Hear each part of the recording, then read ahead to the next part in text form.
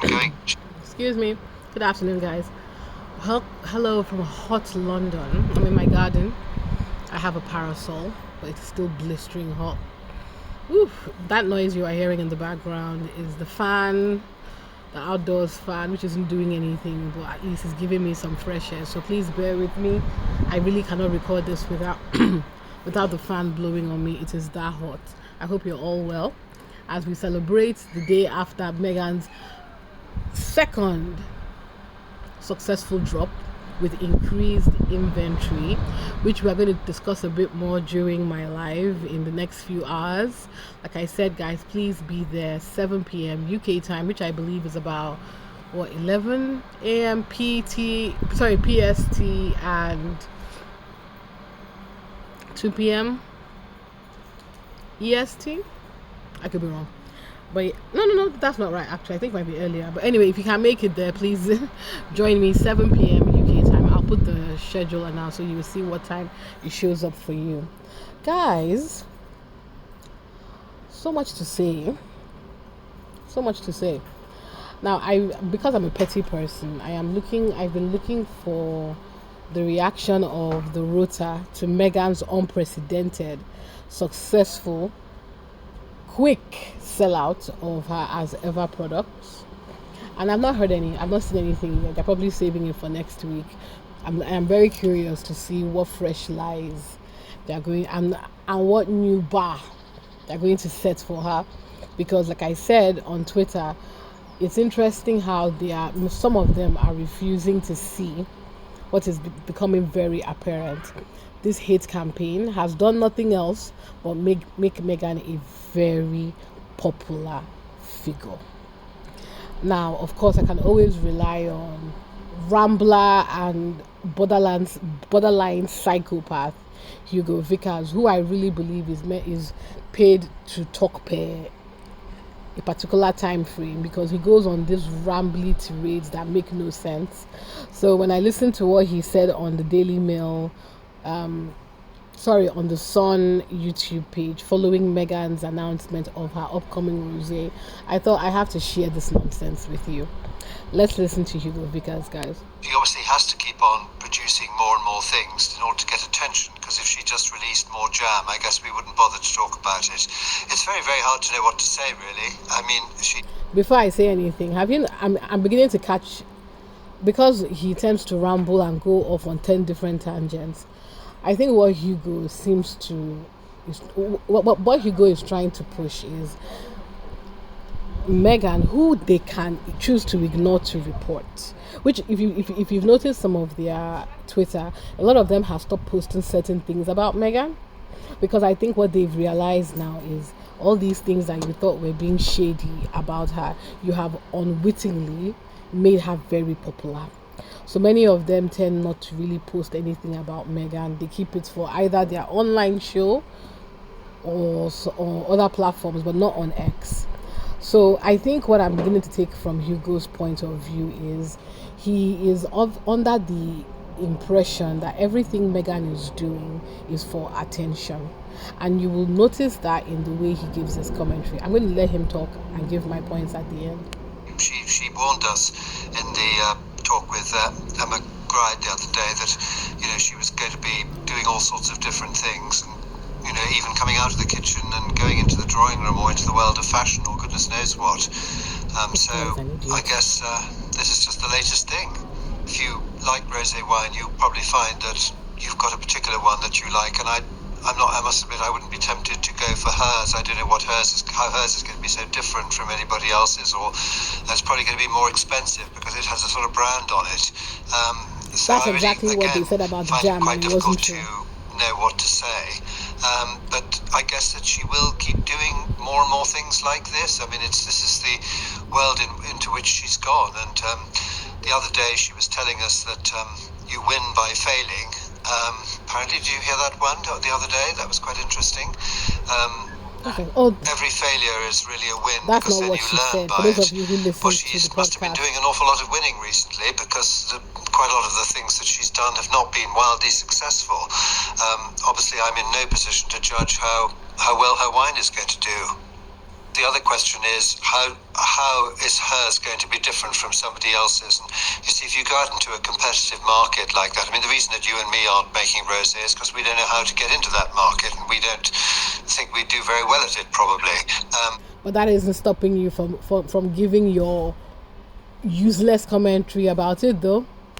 So, somebody may well say, well, this rosé is exactly identical to another brand of rosé, and then she'll get into trouble. That sort of thing has already been happening a few times, as you know, when people have said that she's just sort of stuck her name onto their idea.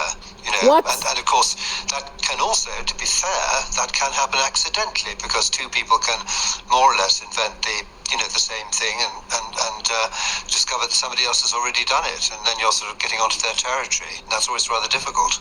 You've got to be jolly careful, because if you start just sort of taking other people's products and putting your name on it, I'm not saying that she's absolutely exactly done that, but if you do something even by accident, then you're going to get into trouble, because people who are less successful, who are selling more or less the same thing as seeing it going out under her name, they won't like it.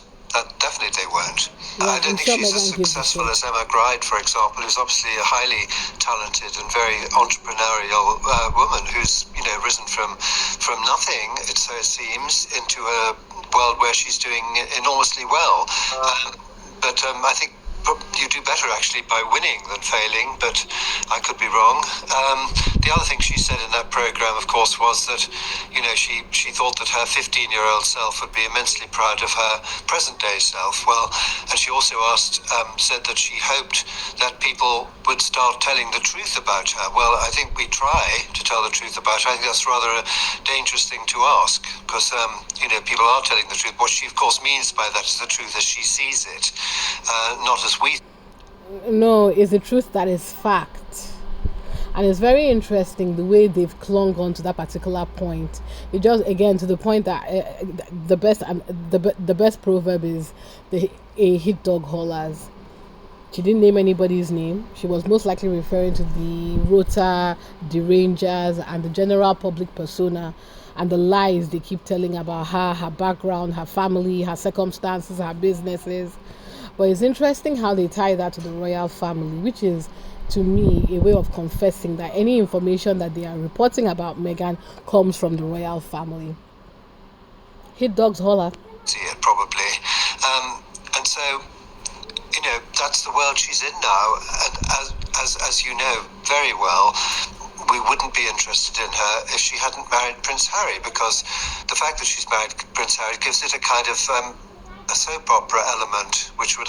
By that stupid argument, we wouldn't be interested in Kate Middleton if she wasn't married to William. We wouldn't be interested in Camilla if she wasn't married to Charles. Again, they keep on bringing this up. Anything they can use to undermine this woman's success and take away the fact that she, on her own, is the one person out of generations of this ridiculous royal family to use the platform that she's given to make a lucrative business. Otherwise be lacking, because as you say, there are numerous other celebrities launching products, and you see them here and there, and you may be interested in them. You may like the star who's put their name to it, and you might buy it for that reason. Who knows? But actually, I think those things are probably best avoided and get onto the real stuff, from a proper vineyard. By that argument, we shouldn't be. Highgrove shouldn't exist. Highgrove is Charles's personal brand as the king, by the way. So you see how I say this idiot contradicts himself? You've got to kind of keep going out into the market, and you've got to keep pushing ideas forward. And if one of them takes off, so be it. That's good. I'm sure there are quite a lot of companies. I mean, maybe even sort of Coca-Cola had a different one that sort of slipped by the wayside years ago, and that one went forward. You never know. But I think that does sound sensible. What's just really kind of rather sickening, really, is this whole, endlessly creating more and more stories, and endlessly more and more directions, and more people involved, and one thing after the other. And I just wonder how much substance there is there. But I could be wrong. I mean, see, the other thing is she does have a enormous number of followers, as you know. So if they all have a go and buy a bottle of rosé, she'll probably do rather well. Are you getting the Queen it now? gave them the whole of the Commonwealth to explore, and where they would have been putting things in, where there would have been a system in place, where they could have done an enormous amount of good, and they were both seemingly committed to it, but they decided to take a different path. I mean, that's what's so sad. I mean, it's the difference between a life of service and taking things, going to the commercial world and trying to, get money from people because they're buying your product. I mean, that's completely different. I want to remind everybody that the king has a brand called High Grove, where he sells jams, teas, all these assorted accessories under the royal banner.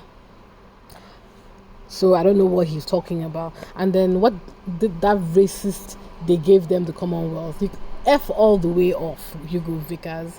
And it's interesting that they're putting, oh my God, the burden of the Commonwealth on Harry and Meghan. Why? Because Meghan is a woman of color, and people of the Commonwealth are going to love Meghan. Well, that is true, because she's a person of color, or maybe not just because she's a person of color, but because she doesn't come from that family. And also, there is currently a king of the Commonwealth, Charles, who is a racist. So why are we not putting the burden on him to go and manage the relationships with the Commonwealth? And that's always, I think, going to be the problem. So eventually, if she's not careful, she will run out of steam at some point, because how fickle the media are, and not for Meghan, though. Eventually they get bored with people. And I mean, lots of very, very famous people have disappeared into the ether over the years. The trend does seem to be not attacking the royal family particularly. As you know, any stray or random remark that can be interpreted as attacking them will be landed at her door. I don't think that strategy proved very effective. I think it put a lot of people off. And so now I think she is doing different things, and she's trying to be a businesswoman. If you listen to the Emma Gride talk the other day, I mean, she can come out with a lot of sort of kind of business talk, the sort of things that people going into business talk about. I don't know whether it's sound or not, but she's obviously, that's obviously the next step. And so therefore, she's lucky, as you say, that if she decides to go into the rosé wine market, we'll be talking about it. Wow, like I said, listening to Hugo is always a ping pong of ramblings, 10 different tangents, so it's very hard to pin down. But I think, to be fair, maybe that's his intention, because like I said, I think he gets paid by the amount of words he gives them, so he tries to give them a lot so they can use it and he gets his money, which is why it's a rambling, contradictory mess. He just said that Emma Grady, and I don't think that she's like Emma Grady. Emma Grady is a very successful woman. He didn't know who that woman was before that podcast. He didn't know who she was. But now he's comparing her to Meghan. Oh, she's a very amazing woman who is from a very wonderful background that came from nothing. So did Meghan. Meghan wasn't rich. Sorry, her background, her family is not wealthy. She's maybe middle class, maybe. Before she made herself upper middle class by joining a TV show and making good money and building her brand, The Tig. And then to his point about, I've already spoken about the Commonwealth and how it's interesting how the responsibility of the Commonwealth falls on Harry and Meghan and not on, the king, who is the head of the Commonwealth. And the last point about just rambling nonsense about how she's producing products. Yes, because that's what her business does. Her business is, since you guys in the media, the Rota, were the only people in the world to go digging into her trademarks, like the psychos that you are, you know that she has trademarked quite a number of ranges that she'd like to experiment with. And based on the success of the current brand that she started with, she will expand. So it shouldn't be surprising in any way, shape or form that she's going into rosé. Hello, it fits perfectly into her brand. And yeah, if I had to summarize this whole thing, it's just, what is so fun about Meghan's rise is the increasing derangement of the rota. You can literally feel their brain breaking and the mental gymnastics destroying them, because when you've spent 9 years selling a narrative and building a perspective about someone, and that person is not adhering to what you've created, it becomes almost a survival thing. The reason the royal rota exists in this current format is because of the arrangement they have with the royal family as a way to help maintain their power and their popularity with the masses. It is not working because social media has completely destroyed the monopoly the press has on managing royal perception, which is one part of the reason why they are angry with Harry and Meghan, because when Harry and Meghan left, that power died. And more than anything, with Meghan's continuing success and Harry's continuing success, it is a very obvious show to the world that the media, especially the British media, do not have the power they once enjoyed over the royal family. Do you guys agree? Please let me know in the chat. But yeah, I'm actually looking forward to next week, because I expect more unhinged nonsense from the British media. Please continue to like, subscribe, share. Bye.